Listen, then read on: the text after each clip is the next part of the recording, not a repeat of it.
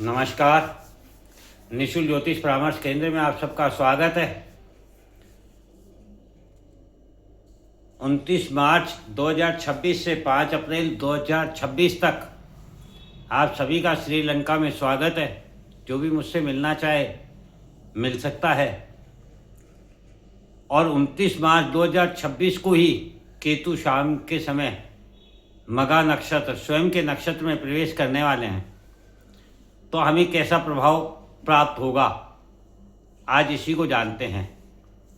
वर्तमान समय में केतु सिंह राशि में स्थित है और स्वयं के मघा नक्षत्र में 29 मार्च 2026 को प्रवेश करेंगे। हम आपको मार्च 2025 से एक वर्ष हो गया बार बार ये क्यों बता रहे हैं कि आपको अपने पूर्व स्थान, परिवार, समाज, देश में लौटना पड़ेगा। आपको अपने पूर्वजों से, संस्कारों से, संस्कृति से, मातृभाषा से जुड़ना पड़ेगा। क्योंकि वर्तमान समय में जो 4 बड़े ग्रह हैं जो जीवन में लंबे समय तक अपना प्रभाव रखते हैं, जो जीवन की समय, दिशा और गति तीनों को बदलने की क्षमता रखते हैं, वे चारों ग्रह कौन कौन हैं? गुरु, शनि, राहु और केतु। शनि आप जानते हैं 2.5 वर्ष एक ही भाव में रहते हैं।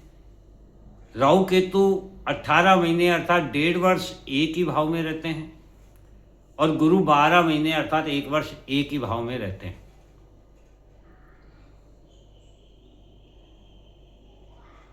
अपने अपने नक्षत्र में ये चारों ग्रह गोचर कर रहे हैं वर्तमान समय में।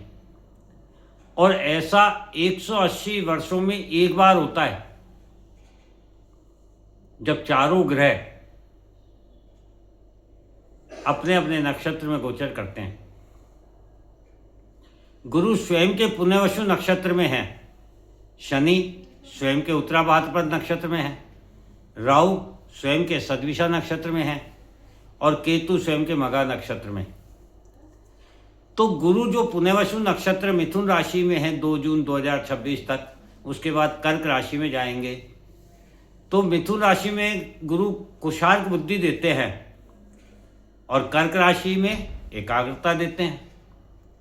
पुण्यवसु नक्षत्र क्या है? इसका यदि हम संधि विच्छेद करें तो पुण्य प्लस वसु, पुण्य अर्थात वापसी पीछे का, और वसु अर्थात किरणें, पीछे की किरणें, पीछे का प्रकाश। प्रकाश क्या है? ऊर्जा है, चेतना है, रिलैक्स। पुण्यवसु नक्षत्र का जो प्रतीक चिन्ह है वह घर होता है।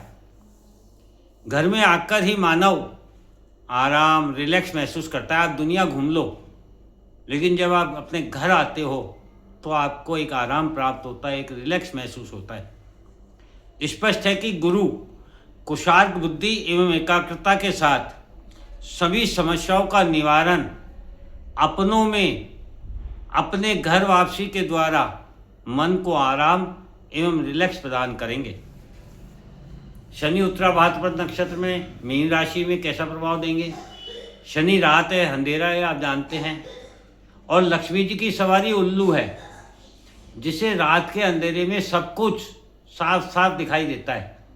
अर्थात शनि वह सब कुछ देख सकते हैं जो कोई दूसरा नहीं देख सकता। मतलब मानव के द्वारा समाज में जो छिपकर अंधेरे में, अकेले में काम किए जाते हैं, कर्म किए जाते हैं, वे भी शनि की नज़र से नहीं बच पाते हैं। इसीलिए शनि को न्यायाधीश कहा जाता है। शनि मीन राशि का तत्व जल है, जल तत्व की राशि है। और उत्तरा भाद्रपद नक्षत्र का जो तत्व है वह आकाश है। तो अब आप सोचिए, पृथ्वी जल और आकाश के मध्य है। जहाँ हम निवास करते हैं पृथ्वी पर, वह जल और आकाश के मध्य है।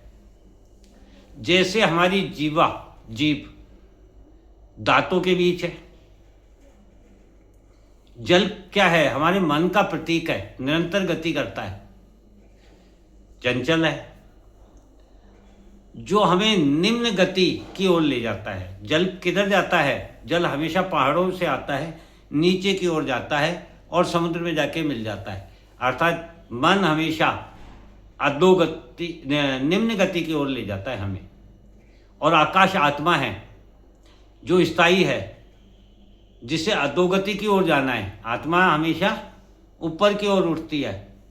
मृत्यु पश्चात मन शरीर के साथ नष्ट होकर पृथ्वी पर ही रह जाता है, किंतु आत्मा मृत्यु पश्चात शरीर छोड़कर आकाश में चली जाती है, ऊंचाई की ओर चली जाती है। मन और आत्मा का संघर्ष ही मीन राशि उत्तराभाद्र नक्षत्र में शनि का प्रभाव है, जो मन की चंचलता का त्याग कर आत्मा के स्थायित्व को प्राप्त करेगा। स्थायित्व अर्थात अपना घर। राहु सद्विषा नक्षत्र कुंभ राशि में कैसा प्रभाव देंगे? कुंभ राशि इच्छा प्राप्ति, सोशल सर्किल और कर्म फल की राशि है। राहु वृद्धि के कारक ग्रह हैं। सद्विषा नक्षत्र का यदि हम संधि विच्छेद करें तो शत अर्थात 100 और विषा अर्थात तारे। तारे अर्थात समूह।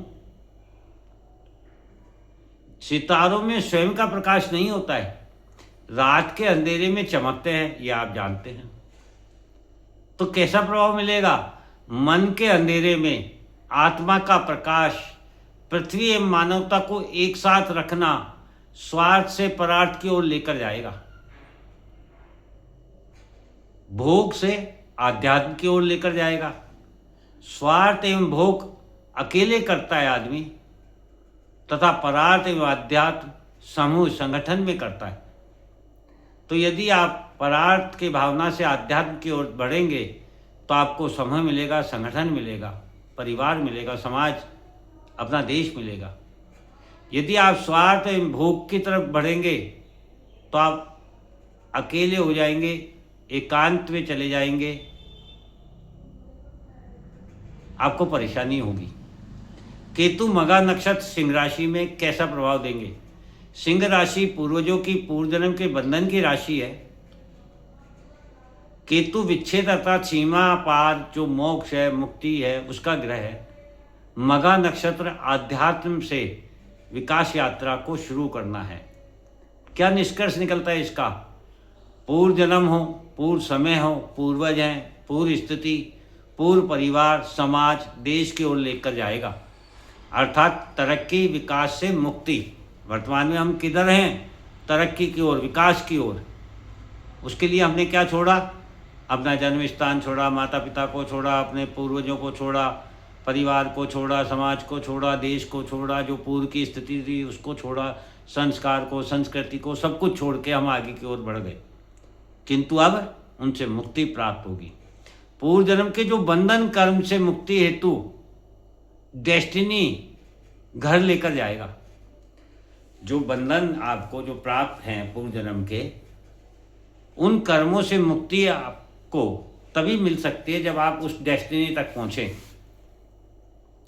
अर्थात ऐसी सोच का आना जिसके बारे में आप सोच भी नहीं सकते, या ऐसे लोगों से मिलना जिनके बारे में आप कभी सोच भी नहीं सकते, या ऐसे स्थान पर जाना जिसके बारे में आपने कभी सोचा ही नहीं, ऐसे कर्म में परिवर्तन हो जाना जिनके बारे में आपने कभी सोचा ही नहीं।